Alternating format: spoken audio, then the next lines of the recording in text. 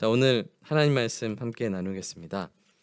로마서 9장 6절 나는 그리스도인인가 하는 제목으로 말씀을 나누도록 하겠습니다.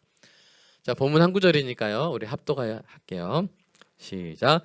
그러나 하나님의 말씀이 폐하여진 것 같지 않도다. 이스라엘에게서 난 그들이 다 이스라엘이 아니요. 아멘.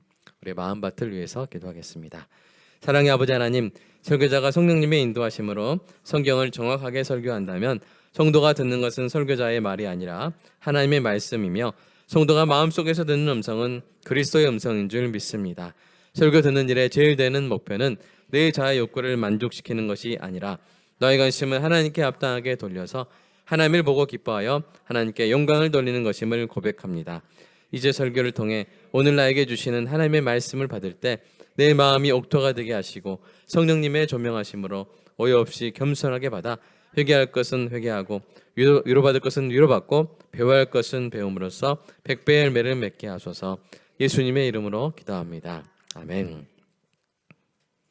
여러분, 교인이란 말을 아십니까? 교인. 교인은 기독교 신앙을 가지고 교회를 다니는 사람을 뜻하는 단어입니다. 그러니까 교회를 다닌다고 해서 다 교인인 것은 아니겠죠. 기독교 신앙을 가지고 교회를 다녀야 교인입니다. 제가 이 말을 하는 이유는 성경이 교인이 아니면서 교회를 다니는 사람이 있음을 말하고 있기 때문입니다. 이런 사람의 존재를 예수님이 알려주셨는데요. 저 여러분 한번 교도결을 해볼게요. 예수께서 그들 앞에 또 비유를 들어 이르시되 천국은 좋은 씨를 제밭에 뿌린 사람과 같으니 사람들이 잘 때에 그 원수가 와서 곡식 가운데 가라지를 덧뿌리고 갔더니 싹이 나고 결실할 때에 가라지도 보이거늘 집주인의 종들이 와서 말하되 주여 밭에 좋은 씨를 뿌리지 아니하였나이까 그런데 가라지가 어디서 생겼나이까. 주인이 이르되 원수가 이렇게 하였구나. 종들이 말하되 그러면 우리가 가서 이것을 뽑기를 원하시나이까. 주인이 이르되 가만두라. 가라지를 뽑다가 곡식까지 뽑을까 염려하노라. 함께 읽겠습니다. 둘 다 추수 때까지 함께 자라게 두라. 추수 때에 내가 추수꾼들에게 말하기를 가라지는 먼저 거두어 불사르게 단으로 묶고 곡식은 모아 내 곡간에 넣으라 하리라. 이 말씀을 누가 하셨어요? 예수님이 하셨죠. 이 가라지는 어떤 겁니까? 이삭을 맺을 때까지 밀과 거의 구분이 어려운 잡초예요. 여기 나온 곡식이 밀이죠. 29절에서 주인이 가라지를 뽑다가 곡식까지 뽑을까 염려한 이유는 열매를 맺을 때까지 농부라 할지라도 밀과 가라지를 확실히 구분하기가 어렵기 때문입니다. 밀과 가라지는 둘 다 벽과에 속하고요. 잎의 모양과 줄기의 구조가 매우 비슷합니다. 둘 다 가늘고 길쭉한 잎을 가지고 있고 줄기도 곧게 자라서 겉보기에는 거의 차이가 없습니다. 그래서 씨앗이 싹을 틔우고 자라는 초반에는 뿌리, 잎, 줄기의 색깔과 크기가 거의 동일하여 어느 것이 밀이고 어느 것이 가라지인지 확신하기 어렵습니다. 그러면 언제 확실히 구분할 수 있게 될까요? 네, 맞습니다. 추수할 때 구분할 수 있게 되죠. 밀은 곡식으로서 영양가 있는 씨앗을 맺지만 가라지는 또 다른 이름이 독보리입니다. 독보리. 그런 독성이 있는 씨앗을 맺습니다. 이삭이 완전히 익기까지는 두 식물의 이삭 모양이 매우 비슷해 보여서 구별하기가 어렵습니다. 그러나 이삭이 익으면서 차이가 나는 것이죠. 밀 이삭은 그 열매가 익으면서 무게가 늘어나고 수분이 줄어듭니다. 이에 따라 밀도가 증가하니까 밀의 그 고개가 점점 아래로 처지는 경향이 있죠. 반대로 가라지는 이삭이 익을 때 밀처럼 무겁게 처지지 않고 상대적으로 빳빳하게 유지되는 경향이 있는데요. 가라지의 씨앗이 작고 가볍기 때문입니다.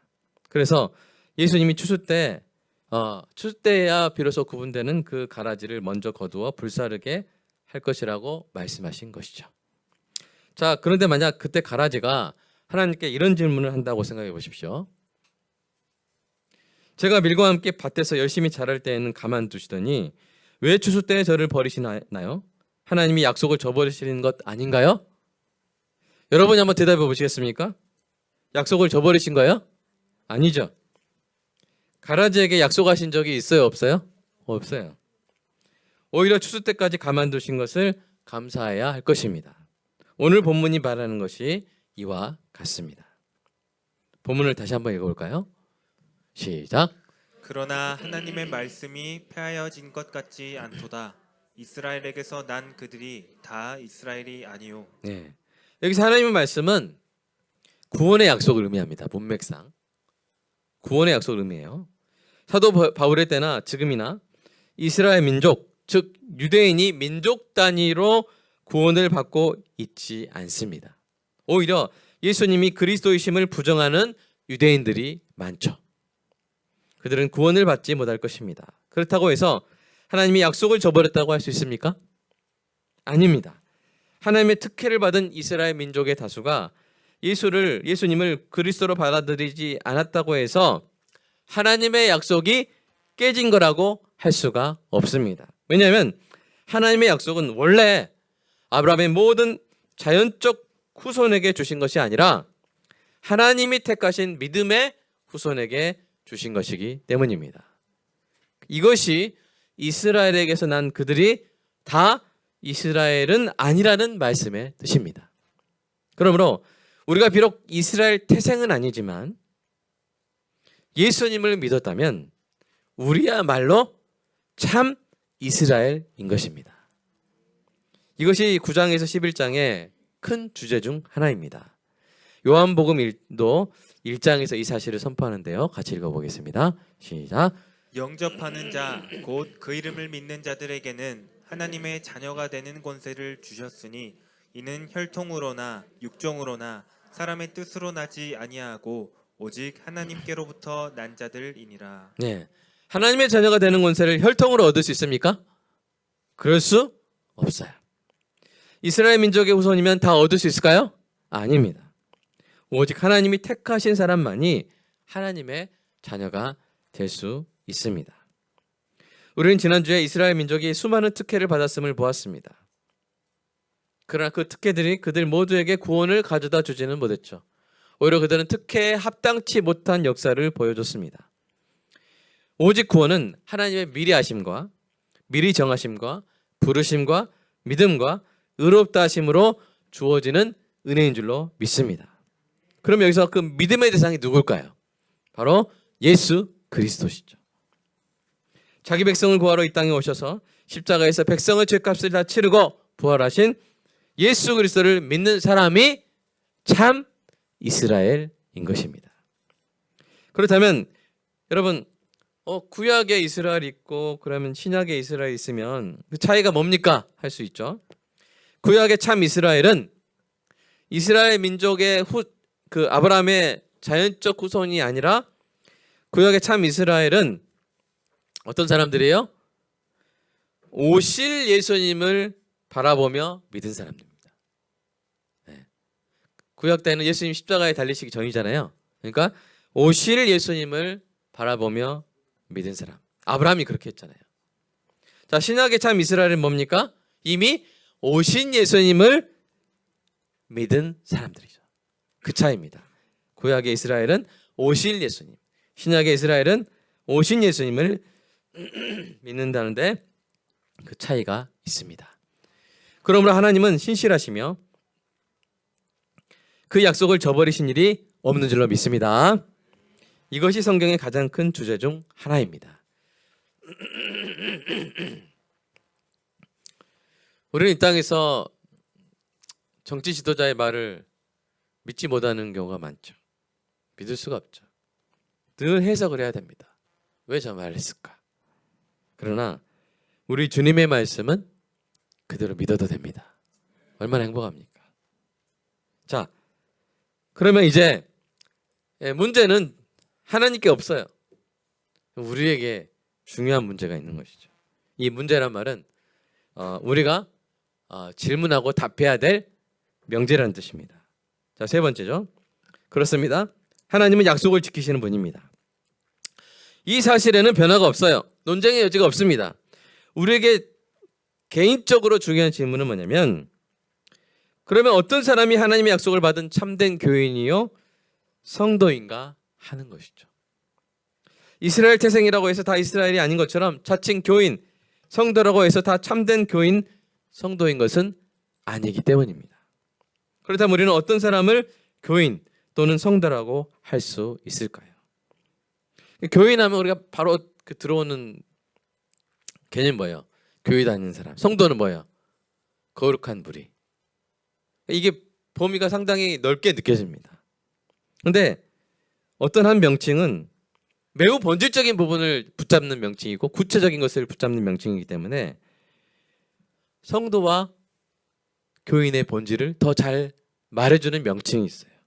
그 명칭이 무엇입니까? 바로 그리스도인이죠. 누군가 그리스도인이라면 그는 교인이 맞습니다. 누군가 진정한 그리스도인이라면 그는 참된 성도가 맞는 거예요. 이 명칭이 교인 또는 성도의 본질을 가장 명확하고 구체적으로 드러내기 때문입니다. 여러분도 동의하십니까?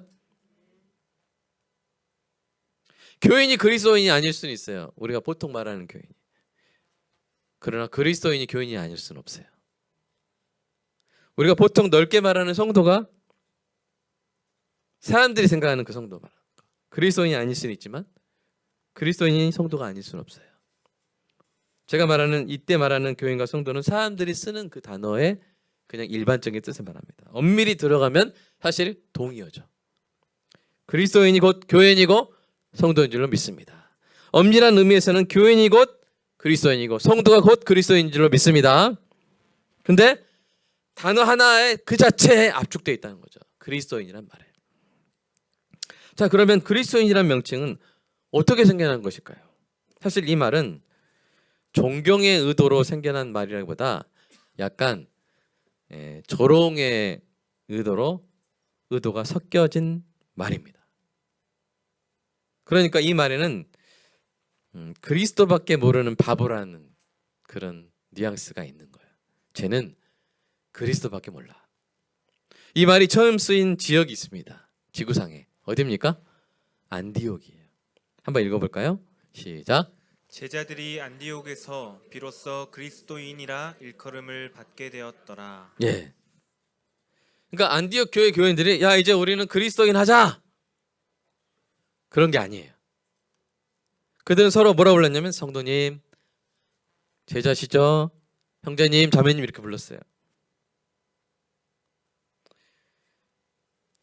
교인들이 아니라 교인이 아닌 안디옥 사람들이 그들을 뭐라고 부르시한가요? 쟤네들은 그리스도인이다 라고 부른 거예요. 당시 안디옥은 도덕적으로 매우 타락한 도시였습니다. 거리마다 우상 숭배와 매춘이 자행됐죠. 이 타락한 도시에서 그리스도를 믿는 사람들이 구별되기 시작했어요. 그리스도 때문에 안디옥 사람들이 다 하는 것을 안 하는 사람, 그리스도 때문에 안디옥 사람들이 다 안 하는 것을 하는 사람, 청개구리. 그래서 바보처럼 보이는 사람을 달리 부를 길이 없어서 뭐라고 부른 거예요? 쟤네는 그리스도인이다. 우리나라에서도 확 우리에게 또 와닿는 옛날에 그 명칭이 있었어요. 그게 뭡니까? 예수쟁이. 쟤는 예수쟁이다. 쟁이가 들은 말 다른 말 있죠. 무슨 말 있어요? 네? 욕심쟁이. 소금장이에요, 쟁이에요? 그 소금을 좋아하는 그런 게 아니라 그냥 그 곤충 이름이죠. 근데 예수쟁이는 뭐예요? 예수한테 미친 사람. 심지어 옛날 군대에서는 예수 믿는 군인을 뭐라고 불렀어요? 환자라고 불렀어요. 미친 사람. 예수에 미친 사람. 막 두들패도 교회 가거든요. 네, 초코바이트 가는 때문에 하는 게 아닙니다. 환자를 못 얻어가는 그런 아니에요. 네. 몇 대 맞고 초코바이 먹고 가겠어요? 차라리 안 맞지. 미친 사람. 예수에 미친 사람. 예수님께 미쳐서 환자처럼 보이는 군인이라는 뜻입니다. 이렇게 그리스도인이라는 명칭은 비그리스도인이 보기에 어떤 사람? 그리스도에게 사로잡힌 사람. 그리스도에게 사로잡힌 사람. 이라는 뜻으로 생겨난 것이죠. 그러니까 만약 비그리스도인이 여러분을 보고 당신이 사는 것을 보니 영락없이 예수쟁이입니다 라고 한다면 여러분은 하나님의 구원의 약속 안에 있는 참 이스라엘에 속한 사람이고 참된 교인, 참된 성도일 가능성이 높은 것입니다. 자, 그럼에도 우리는 이런 현상적인 요건보다 본질적인 요건을 살펴봐야 합니다. 어떤 사람이 그리스도인의 본질적인 요건을 갖춘 사람일까요? 오늘 4가지 요건을 살펴보겠습니다. 첫째는 뭐냐면 그리스도를 믿는 것이죠. 그리스도인의 첫 번째 요건은 뭐예요? 무엇보다 그리스도를 믿는 것입니다. 그리스도를 믿는 것에는 그리스도를 아는 것과 그리스도를 신뢰하는 것이 포함되어 있습니다. 예수님을 아는 만큼 신뢰하게 됩니다. 사랑하는 여러분, 예수님을 더 알아서 그만큼 더 전적으로 신뢰하여 하나님의 평강을 누리는 은혜가 있기를 축복합니다. 두 번째 요건은 뭐예요? 그리스도를 따르는 것. 그리스도를 따르는 것의 결과는 뭐예요? 그리스도를 닮게 되죠. 그리스도를 따르면 그리스도를 닮게 됩니다. 그리스도를 닮기까지 따르는 것, 그것이 그리스도인이 간절히 원하는 바입니다. 사랑하는 여러분, 지금까지 여러분이 그리스도를 따르신 만큼 그리스도를 닮아 있을 것입니다. 더 닮기 원하십니까? 그러면 더 따르시기 바랍니다. 사랑하는 분을 닮는 것만큼 큰 영광과 기쁨이 어디 있겠습니까? 세 번째 요건은 그리스도를 전하는 거예요. 그리스도를 믿고 따르며 하늘 생명을 누리는 사람은 그리스도를 전하게 됩니다. 뭐가 같냐면 마치 우리가 다 중독되어 있는데 제가 만약에 우리 권사님한테 해독제를 먼저 드렸다면 먼저 권사님 먼저 해독제를 드셔야겠죠? 그리고 해독제가 많이 있어요. 많이 드렸어요. 그 다음 뭘 하셔야 돼요? 다 빨리 나눠줘야겠죠? 그렇죠? 옆에 분들한테 사랑하면 나눠주겠죠? 중독되어 있는 사람들에게 해독제를 전해야 되겠죠. 그런 간절함으로 긴박함으로 그리스도를 전하게 되는 것입니다. 안디옥 교회가 그랬어요. 최초로 그리스도인이라고 불리는 안디옥 교회 교인들이 이제 뭘 했어요? 그리스도를 전하라고 선교사를 파송합니다. 네, 매우 대단한 사람들을 파송했어요. 같이 읽어볼까요? 시작. 주를 섬겨 금식할 때에 성령이 이르시되 내가 불러 시키는 일을 위하여 바나바와 사울을 따로 세우라 하시니 이에 금식하며 기도하고 두 사람에게 안수하여 보내니라. 이 교회가 그리스도인이라는 명칭을 처음으로 들은 이 교회가 세상에 선교사를 보냈는데 누구를 보내버렸어요? 사도 바울을 보내버렸어요. 바나바를 보내버렸어요. 대단하죠? 네, 엄청난 교회입니다.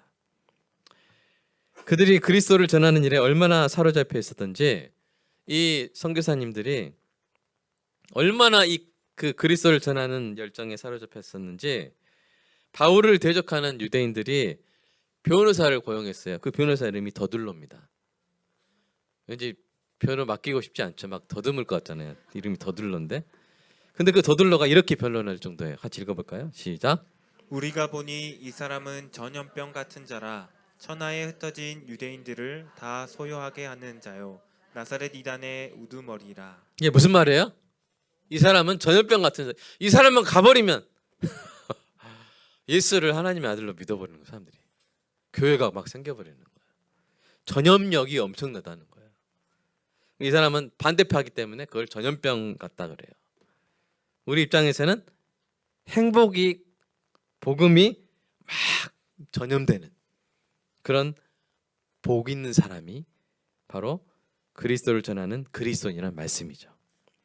그러니까 사랑하는 여러분이 복 있는 사람으로 사시길 축복합니다. 여러분이 복 있는 사람이라는 증거는 여러분의 삶에 여러분에게 좋은 여러 가지 일들이 일어나는 일이 아니라 그런 일들이 많으시기를 주님의 이름으로 축복합니다. 여러분 진짜 복 있는 사람이라는 증거는 여러분의 주변 사람들이 복을 받는 겁니다. 그게 여러분이 복 있는 사람이라는 증거죠. 꽃향기가 나는 방향제가 여러분 주된 기능이 뭐예요? 그 방향제를 향기를 묶어가지고 자기 안에만 있는 게 아니라 어디를 가든 꽃향기를 퍼뜨리는 거잖아요.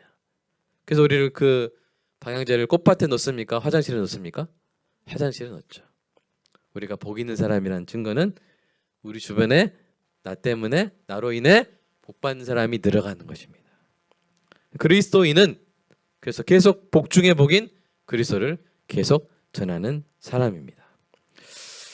자, 네 번째 요건은 무엇일까요? 그리스도를 배우는 것입니다. 더 정확히 말해서 그리스도를 배우고자 하는 뜨거운 갈망입니다. 그리스도인은 그리스도를 사랑하기에 더 알고 싶어 합니다. 배우고 싶어 합니다. 오늘 배웠다고 해서 내일 더 배우기를 원하지 않는 것이 아니라 오늘 배우고도 내일 더 배우기를 원합니다. 그리스도를 알고 더 알기를 원하는 것이죠. 알면 알수록 더 알기를 원합니다. 그래서 사도 바울이 이렇게 고백했죠. 같이 읽어볼까요? 시작. 또한 모든 것을 해로 여김은 내 주 그리스도 예수를 아는 지식이 가장 고상하기 때문이라. 예. 사도 바울은 정말 지식이 많았던 사람이잖아요. 당대 석학이었죠. 근데 가장 고상한 지식이 뭐라고요? 그리스도 예수를 아는 지식이다. 사도 베드로는 이렇게 축복했습니다. 같이 읽어볼까요? 시작.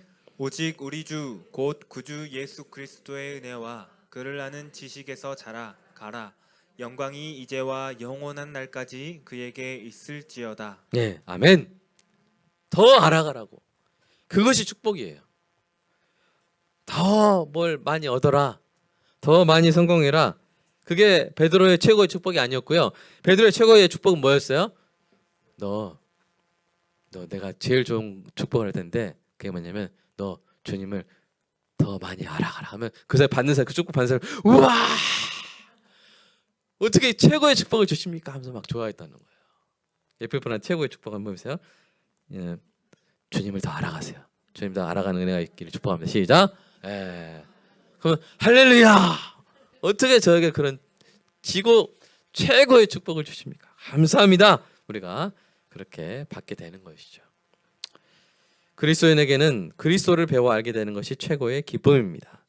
여러분 정말 누군가를 사랑했을 때를 사랑할 때를 떠올려 보세요.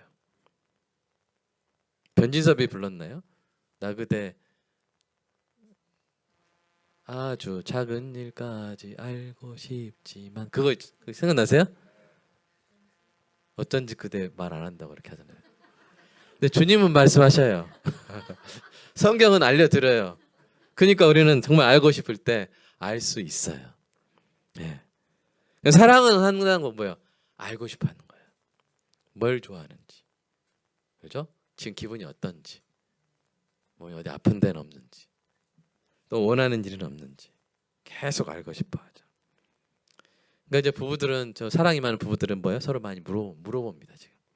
서로 이제 묻는 게 없으면 좀 많이 힘들어요 부부가. 그래서 오늘 저녁 뭐 먹고 싶은지 이런 식으로 계속 물어봅니다. 내일 또 뭐 하고 싶어? 물어보는 것이죠. 여러분 질문이 많은 부부가 되시기를 주님의 이름으로 축복합니다. 더 알고 싶어하는 부부. 옆에 분 혹시 부부입니까? 그러면 사실 더 알고 싶어. 한번 해볼까? 시작. 사실 더 알고 싶어요. 더 알려주세요. 이렇게 하는 것이죠. 여러분 30년 살면 서로 모르는 게 없나요? 우리 권사님 모르는 게 없어요? 장로님에 대해서. 네, 많죠. 새롭지 않습니까? 대단하지 않습니까? 근데 우리 주님 얼마나 더 우리가 알아야 될 게 많을까요? 우리가 알고 더 알고 싶어지는 사람이 바로 그리스도인입니다. 자, 그러면 우리 자신의 가장 중요한 질문으로 오늘 설교를 마치겠습니다. 어떤 사람이 그리스도인입니까? 라고 하는 질문보다 더 중요한 질문이 있다면 이거죠. 내가 그리스도인인가? 하는 것이죠. 내가 곡식인가? 내가 참 이스라엘인가? 사도 바울과 베드로는 나는 그리스도인인가 하는 질문이 필요하고 중요함을 이렇게 입을 모아서 강조했어요. 읽어볼까요? 시작. 너희는 믿음 안에 있는가? 너희 자신을 시험하고 너희 자신을 확증하라. 예수 그리스도께서 너희 안에 계신 줄을 너희가 스스로 알지 못하느냐? 그렇지 않으면 너희는 버림받은 자니라. 지금 이 말씀을 사도 바울이 누구한테 한 거예요? 교인들한테 한 거예요. 고린도후서잖아요. 고린도후서가 뭐예요? 고린도 교회 성도들한테 보내는 두 번째 편지잖아요. 성도들한테 한 거예요. 믿음 안에 있니? 그리스도 안에 있습니까? 그리스도인입니까? 이것을 계속 시험하고 확증하는 것이 영적 유익이 있다는 거예요. 바울만 말한 게 아니라 베드로도 말했어요. 베드로 시작. 우선 시작. 그러므로 형제들아 더욱 힘써 너희 부르심과 택하심을 굳게 하라. 너희가 이것을 행한즉 언제든지 실족하지 아니하리라. 네, 내가 그리스도인인가?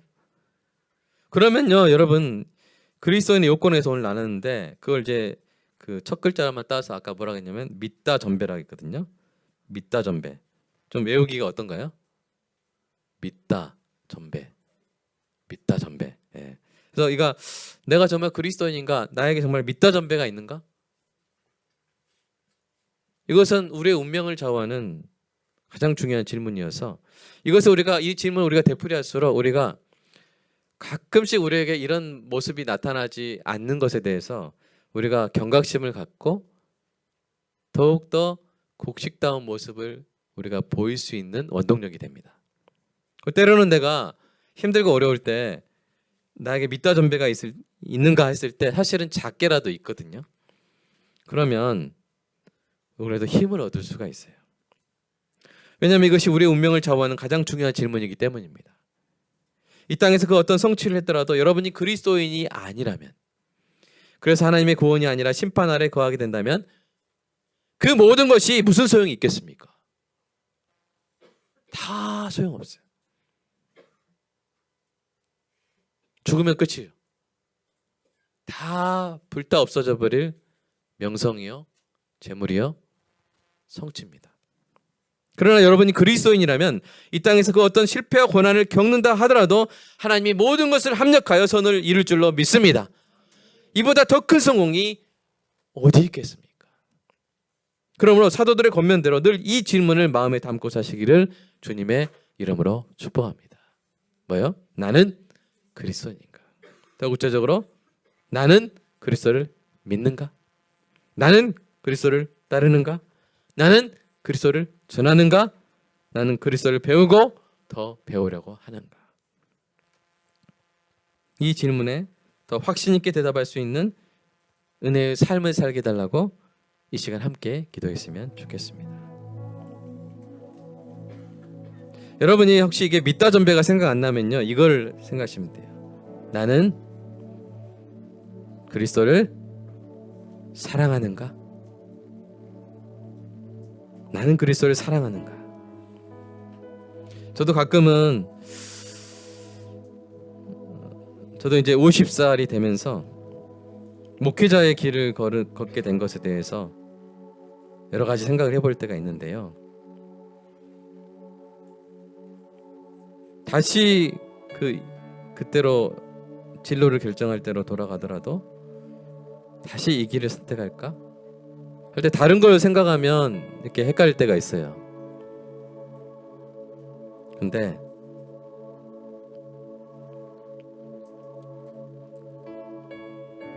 너는 그리스도를 사랑하느냐?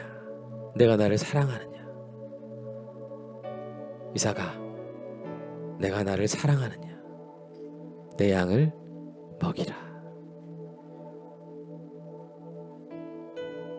주님을 사랑하기 때문이라면 다시 이 길을 걸을 것 같다는 그런 생각을 하게 되었습니다. 예수님을 믿고 따르고 전하고 배우고 더 배우려 하는 우리가 되기를 소망합니다. 근데 이 질문이 생각 안 날 때는 한번 질문해 보세요. 나는 그리스도를 사랑하는가? 거기에 대해서는 우리가 다른 대답을 할 수 없는 줄로 믿습니다. 그래서 주님이 나에게 주신 소명을 다시 붙잡을 수밖에 없는 우리 인생입니다. 왜요? 우리가 주님을 사랑하기 때문에. 그 사랑이 무엇보다 강하기 때문에, 주님을 사랑하기 때문에 그리스도인의 아름다운 모습으로 계속 살아가게 달라고 이 시간 함께 기도하겠습니다. 주님 사랑합니다. 그렇습니다. 다른 것 혹시 우리 마음 가운데 옅어지고 안개 낀 것처럼 불확실해 보인다 할지라도 주님, 그렇습니다. 내가 주님을 사랑하는 것은 부정할 수 없습니다. 내가 주님을 사랑하기에 다시 선택할 수 있다 하더라도 내가 이 길을 걸을 수밖에 없음을 하나님 주님께 고백합니다. 우리가 주님을 알아서 주님에 대한 사랑에 빠졌고 그래서 주님의 심취하여 예수쟁이 그리스도인이 되었기 때문에 이제 우리가 다른 존재가 될 수 없음을 하나님 고백합니다. 나는 그리스도인인가? 늘 이 질문을 가슴에 품고 살아가게 하여 주시옵소서.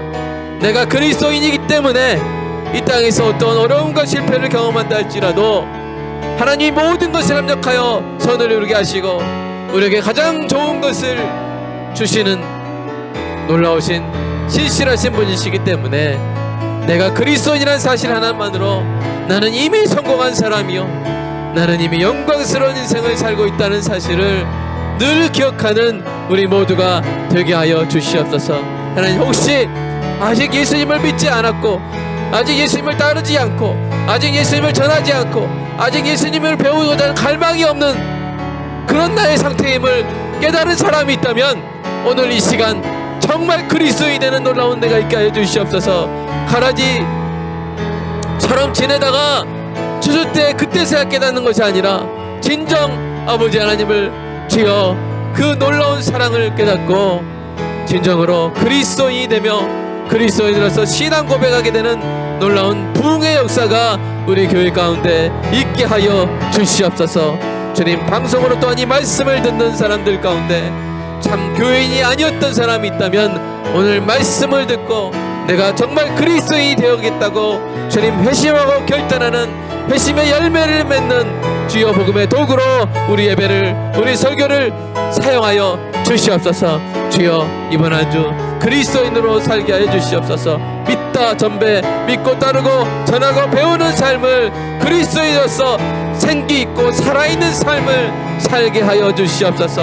무엇보다 우리 마음 가슴에 그리스도를 사랑하는 사람, 그리스도에게 심취한 사람, 그리스도에게 미친 사람, 그리스도에게 사로잡힌 사람이라는 그리스도인의 그 심장이, 그 심박수가 주여 그 심장이 뛰는 그런 뜨거운 아버지 그리스도인으로 살아가는 우리 모두가 되게 하여 주시옵소서. 주여 성령으로 우리 안에 그리스도를 향한 사랑을 불붙듯 아버지 하나님 주셔서 우리의 사랑의 온도가 늘 뜨겁게 유지되는 은혜가 있게 하여 주시옵소서. 주님 사랑합니다. 주님을 사랑하기에 주여 이 소명의 길을 기쁨으로 걷습니다. 이 봉사, 이 헌신 주님께 기쁨으로 드립니다.